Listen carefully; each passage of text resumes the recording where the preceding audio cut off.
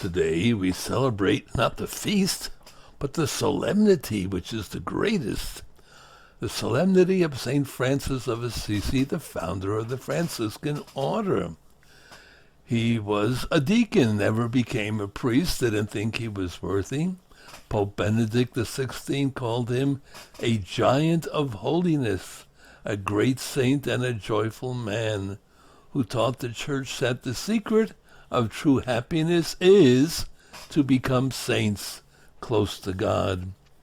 He was born probably somewhere around 1184, one of several children born to a wealthy merchant, Pietro Bernardone, and his wife Pica, who supposedly was from France. He was born when Daddy was away, and his mother named him Giovanni. But when his father came back home, his father was a cloth merchant in France, and he liked the French, and so he said, well, I'm going to call him Francesco, the little Frenchman. And that's how he got the name of Francis. He wasn't too studious during his life because he had lots of money, and he wasn't too pious either because Daddy gave him lots of moolah to have a lively social life among the upper classes, walking around with fancy clothes and probably strumming his little guitar.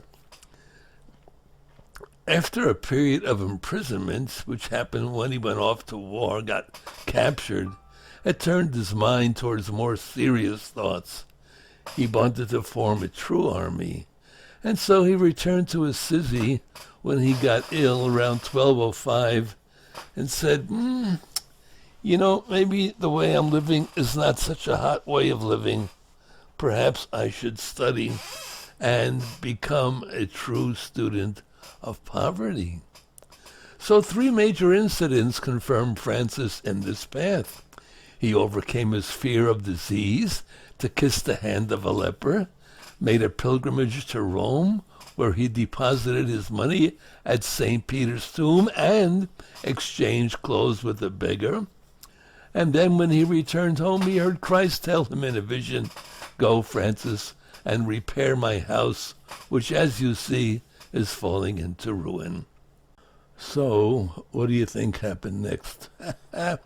Francis started using Daddy's money to restore churches, which made his father not very happy. He wanted him to become a cloth merchant and rich, but Francis regarded himself as the spouse of Lady Poverty and resolved to serve Christ as herald of the great king. So what do you think happened? Daddy got so angry that one day he grabbed Francis and took him to the bishop and said, "Tell my son to give me everything that I gave him, because he is not doing what I want him to do." And so Francis stripped himself naked, gave his clothing to his daddy, and said, "Here you go, Pops. I no longer call you my father. I call only God in heaven my Father."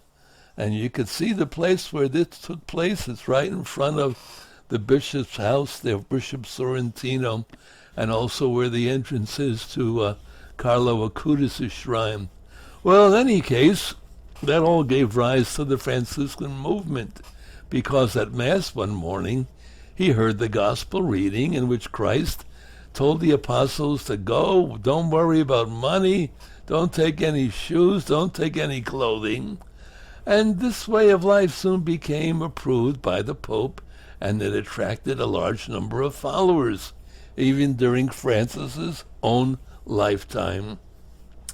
Through his imitation of Christ, Francis also shared the Lord's sufferings. He received on Mount Laverna the wounds of Christ, in Latin the stigmata, right in his own flesh, and that took place on September of 1224, 2 years before he died. His health collapsed, got worse. He became a living sacrifice. He died on October 3rd, 1226. Pope Gregory IX, his friend and devotee, canonized him in 1228, only 2 years after his death. Pretty good, huh? That's why he's so popular. St. Francis of Assisi, our beloved founder, our beloved saint. So if you want to imitate him, just do what he said. Live like saints. It's the only way to be happy. What do you think, huh?